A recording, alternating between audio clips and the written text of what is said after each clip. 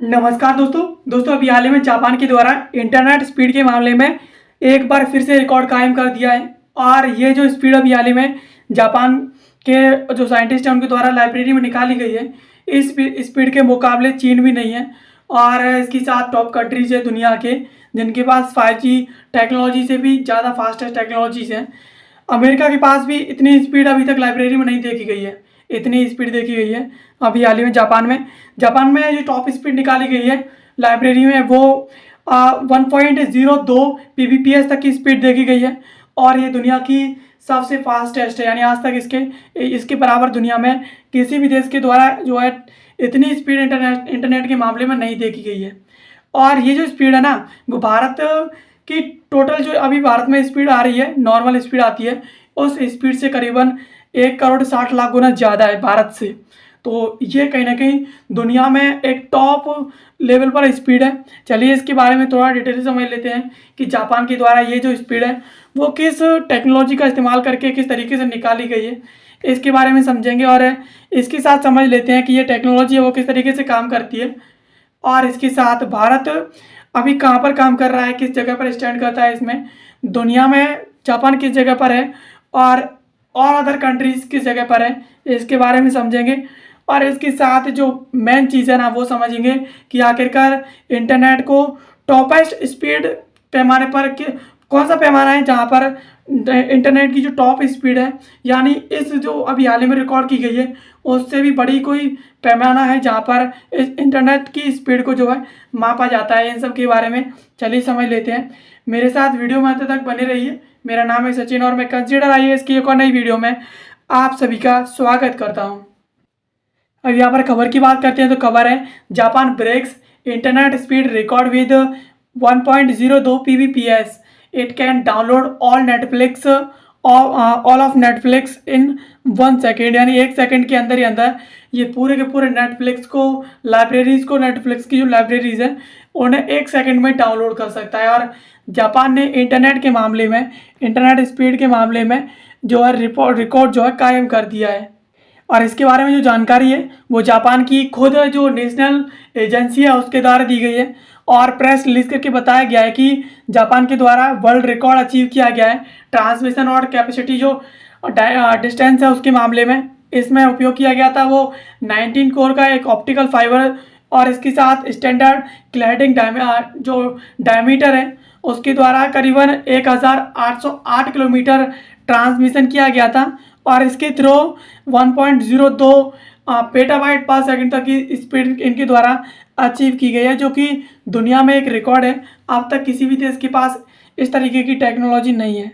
चलिए आप पूरी खबर को बिंदुवार समझ लेते हैं। सबसे पहले इसके प्रमुख बिंदुओं के बारे में बात करते हैं।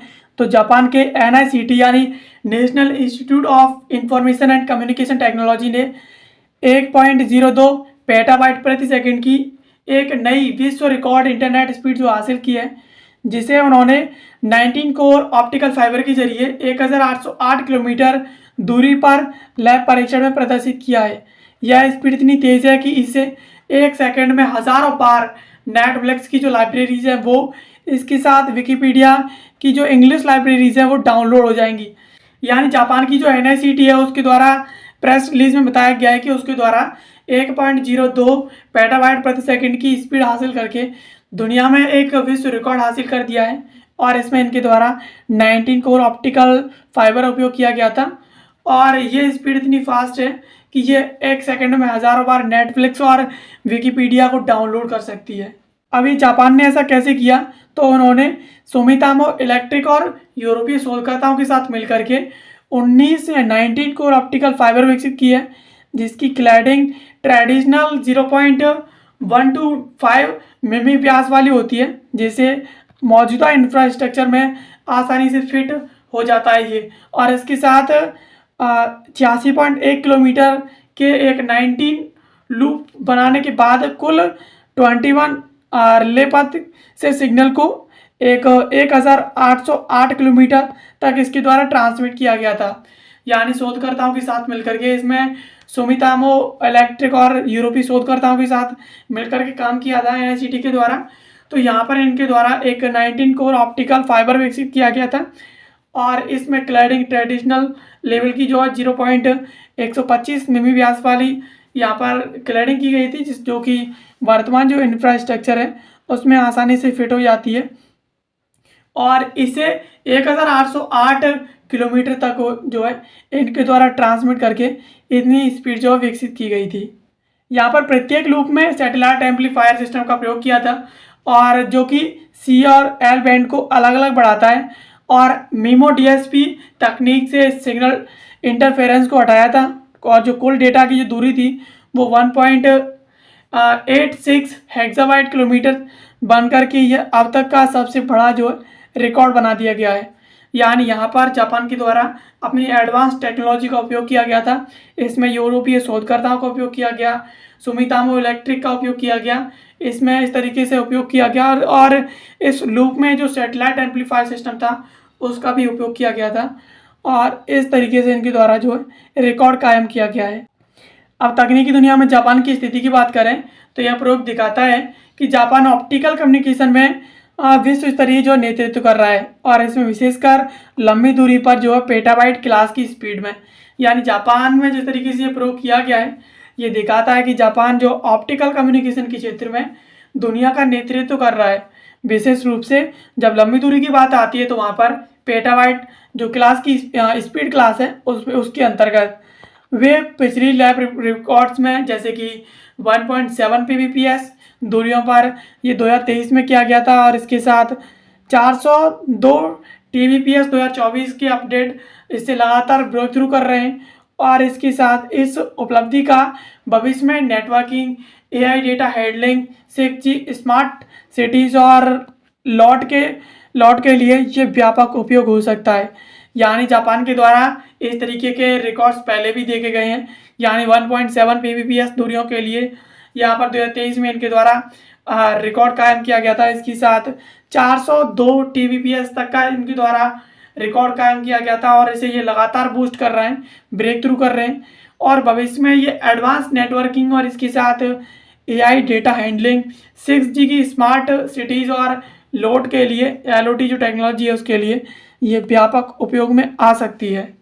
अब भारत की स्थिति की और तुलना की बात करें, यानी खासतौर पर जापान से भारत की तुलना करें तो भारत में वर्तमान में जो औसत स्पीड आती है इंटरनेट की डाउनलोडिंग के लिए वो 63.55 Mbps तक आती है, जो कि इस नई जो रिकॉर्ड स्पीड है उससे 16 मिलियन गुना कम है।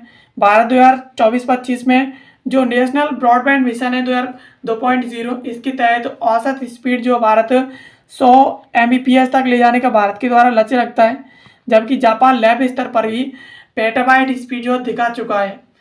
भारत अभी भी नागरिक स्तर पर मेगाबाइट स्पीड पर जो है कार्य कर रहा है, यानी भारत में जो डाउनलोडिंग की स्पीड आती है वो 63.55 Mbps तक आती है और जापान की वर्तमान की जो स्पीड जो रिकॉर्ड की स्पीड है उससे ये स्पीड करीबन 16 मिलियन तक कम है, 16 मिलियन गुना जो है कम है।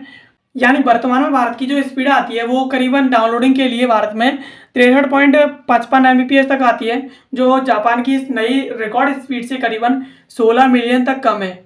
और भारत का जो मिशन है 2024-25 के लिए नेशनल ब्रॉडबैंड मिशन 2.0, इसमें भारत के द्वारा लक्ष्य रखा गया कि भारत अपनी जो इंटरनेट की स्पीड है वो 100 Mbps तक भारत ले जाएगा, लेकिन जापान के द्वारा रिकॉर्ड कायम किया गया है तो जापान पेटाबाइट तक जो है स्पीड लैब स्तर पर दिखा चुका है, लेकिन भारत अभी भी नागरिक स्तर पर मेगाबाइट तक की स्पीड जो है यहाँ पर ही भारत जो है अभी काम कर रहा है। अब दुनिया में इंटरनेट स्पीड की बात करें तो वैश्विक औसत जो फिक्स ब्रॉडबैंड स्पीड है विश्व में औसत जो है वो 113 Mbps तक है और ये 2021 में रिकॉर्ड की गई थी। जनवरी 2025 में स्पीड टेस्ट ग्लोबल जो इंडेक्स है उसके अनुसार ऊंचे स्थानों पर UAE यानी संयुक्त अरब अमीरात, यहाँ पर इंटरनेट की जो स्पीड आती है वो करीबन 336 Mbps तक आती है और सिंगापुर में तकरीबन 310 Mbps, हांगकांग में ये तकरीबन 305 Mbps तक आती है। इसके साथ मोबाइल इंटरनेट में UAE यानी संयुक्त अरब अमीरात जो 544 Mbps, दक्षिण कोरिया 522 Mbps, अमेरिका जो है 309 Mbps शीर्ष पर है, यानी जापान अभी भी यहाँ पर 190 Mbps पर टिका हुआ है। यानी मोबाइल इंटरनेट स्पीड में जापान अभी भी नीचे है काफ़ी देशों से, लेकिन जापान का जो लैब रिकॉर्ड है उससे जापान बहुत ज़्यादा पीछे है। और जापान का लैब रिकॉर्ड जो है अपना रिकॉर्ड कायम कर चुका है। और भविष्य में जापान जो है अगर लैब रिकॉर्ड को इन रियलिटी में ला करके इंटरनेट स्पीड पर, मोबाइल इंटरनेट स्पीड पर ला कर रख देता है, तो जापान जो है सभी देशों से काफ़ी ज़्यादा आगे होगा। अब इंटरनेट स्पीड को किन किन पैमानों पर मापा जाता है उसकी बात करें तो एमबीपीएस यानी मेगावाट पर सेकंड के अनुसार ये घरों मोबाइल डिवाइस के लिए आम रूप से इस्तेमाल की जाने वाली इकाई है। यानी एमबीपीएस जो है खासतौर पर मोबाइलों में और घरों पर देखी जाती है। इसके साथ जीबीपीएस यानी गीगावाट पर सेकंड ये फाइबर कनेक्शन और उद्यम नेटवर्क में उपयोग होता है। यानी ये फाइबर और जो इंडस्ट्रीज़ हैं उनमें उपयोग होता है। इसके साथ ये टीबीपीएस टेराबाइट पर सेकंड और इसके साथ पीबीपीएस पेटाबाइट पर सेकंड उच्च स्तरीय प्रयोगशाला ऑप्टिकल ट्रंक्स और इसके साथ बैकबोन तकनीक के लिए उपयोग किया जाता है। यानी ये जो एमबीपीएस है वो मोबाइल में और जो यूज़र्स हैं वो उपयोग करते हैं। इसके साथ जीबीपीएस फाइबर्स और इसके साथ जो बड़ी बड़ी उद्यम कंपनीज हैं उनमें उपयोग होता है। और इसके साथ जो टेराबाइट पर सेकंड है, पीबीपीएस पर सेकंड है, ये बड़ी बड़ी प्रयोगशाला और बड़ी बड़ी जो आईआईटीज़ हैं उनमें इनका उपयोग होता है, जहाँ पर ये बड़े बड़े रिसर्च में काम आती है। अब इंटरनेट स्पीड को निम्नलिखित यूनिट्स यानी इकाइयों में मापा जाता है जो डेटा ट्रांसफ़र की जो गति को दर्शाते हैं। पहला है बीपीएस, इसे बिट्स पर सेकंड कहा जाता है। ये जो है इंटरनेट स्पीड की मापक जो इकाइयों में सबसे छोटी इकाई होती है और आमतौर पर इसे प्रयोग नहीं किया जाता है। केबीपीएस यानी किलोबाइट पर सेकंड, ये 1000 बाइट्स पर सेकंड पुराने डायल अप कनेक्शन में इसका उपयोग किया जाता था। इसके साथ मेगाबाइट्स पर सेकंड ये 10 लाख बिट्स पर सेकंड की स्पीड से काम करती है और आज की ये होम जो ब्रॉडबैंड है वहाँ पर इसका उपयोग किया जाता है। इसके बाद है जीबीपीएस यानी गीगावाट पर सेकंड कहा जाता है। इसमें 1 अरब बिट्स पर सेकंड तक की इसमें स्पीड दी जाती है और ये फाइबर ऑप्टिकल और हाई स्पीड जो नेटवर्क है वहाँ पर इसका जो उपयोग किया जाता है। इसके बाद आता है टेराबाइट पर सेकंड, ये 1000 जीबीपीएस यानी 1 ट्रिलियन बिट्स पर सेकंड डेटा ट्रांसफर इसके साथ बैकबोन नेटवर्क में इसका उपयोग किया जाता है।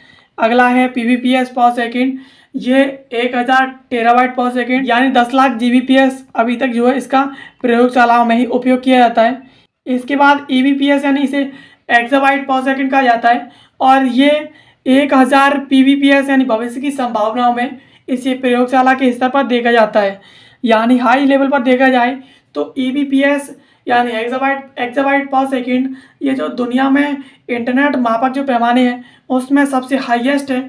और इसके बाद सबसे लोएस्ट की बात करें तो वो बिट है जिसमें इसको मापा जाता है।